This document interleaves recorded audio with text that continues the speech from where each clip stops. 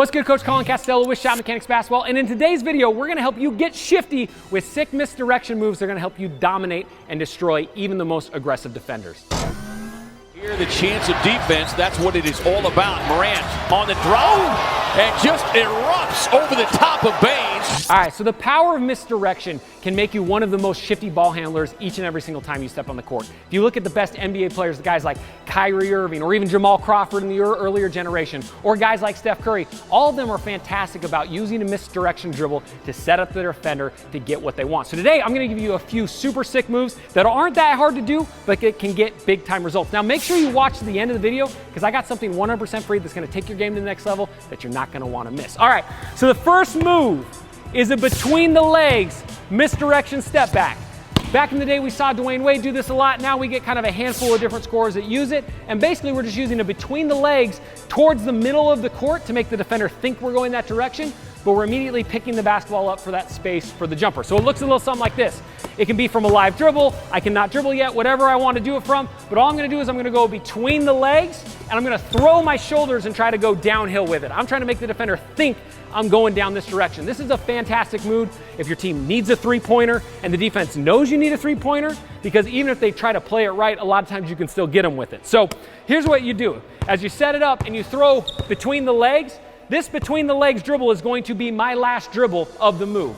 As it goes through, now all I'm going to do is I'm going to move my body away from the basketball, and then I'm going to pull the basketball with me to get that space into that separation. So what makes this move a little bit difficult is my body's going this way while the basketball is going that way, right? So as I throw forward, my body's going opposite, and I've just got to scoop the basketball up and have it come with me. From here, it's all about getting a right amount of separation, but not making it a longer shot. So what a lot of players do with this, they go too far downhill with this stab.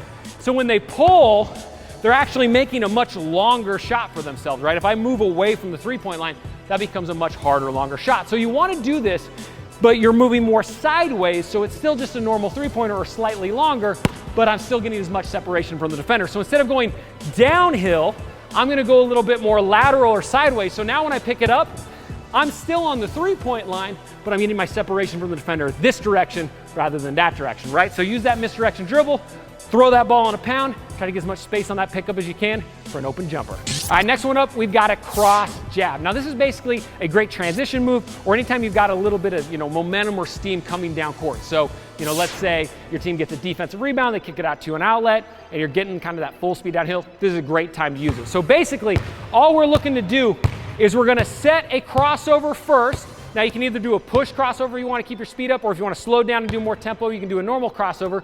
But all we're going to do is we're going to cross over, we're going to jab opposite, but I'm going to keep the ball pocketed so my hand's going to stay on top of the ball or the side of the ball, not underneath the ball, because if I do that, it's going to be travel every single time.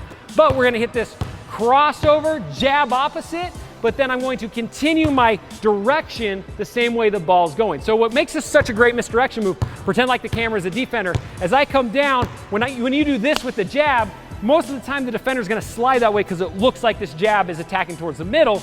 So essentially you can slide them right out of your direction.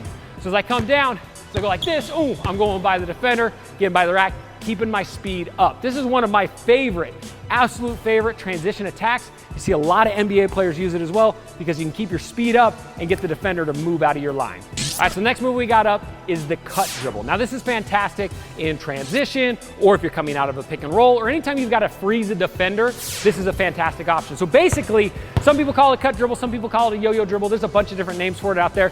But basically all we're doing is we're taking our hand, starting on top of the basketball, spinning our hand down, so we're trying to throw the basketball into the ground so it kind of gets this side spin, and at the same time stabbing our opposite foot. So the better this you get, the harder you can throw it in. You kind of get the ball to yo-yo back up to your hand.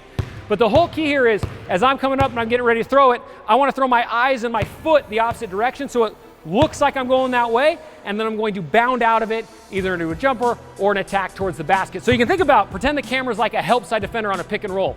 Maybe your man's come to screen, I'm a point guard, I'm coming off, so now you're the help guarding me right here. If I throw this, it probably looks like I'm throwing a pocket pass. You're gonna back away, and now I can bound into my open space for that open J. I can get to the rack, whatever it is, right? The whole key here is eyes, opposite foot. You can not even have that great of a cut dribble. You can even just have a mediocre one. If I throw my eyes in the opposite foot and I jab at it, it makes it look like I'm going this direction. The misdirection gives me space going the opposite. So, as I come off, I'm going eyes and foot, bounding up into it, getting that space, getting a nice and easy look. All right, so now what I want to do is I want to help your scoring average even more. So all you got to do is click the top link in the description down below or the first pinned comment down below that and go ahead and get free access to my Insta-Bucket scoring workout. This is a quick hitting 5-minute workout. That's all you got to do today. It's going to help increase your scoring average big time. You're not going to miss it because it's 100% free. Also, if you're new to ShotMechanics, hit that subscribe button, ding the bell notifications because they don't always give you my videos, even though they should if you're subscribed, and leave a comment in the comment section down below. Let me know what sort of video you want to see next. This is a channel for the people, by the people, and I run pretty much everything off a request, so leave it down below and hopefully I'll be able to get to it. Again, I'm Coach Colin with ShotMechanics Basketball. Thanks for watching. Until next time, splash on.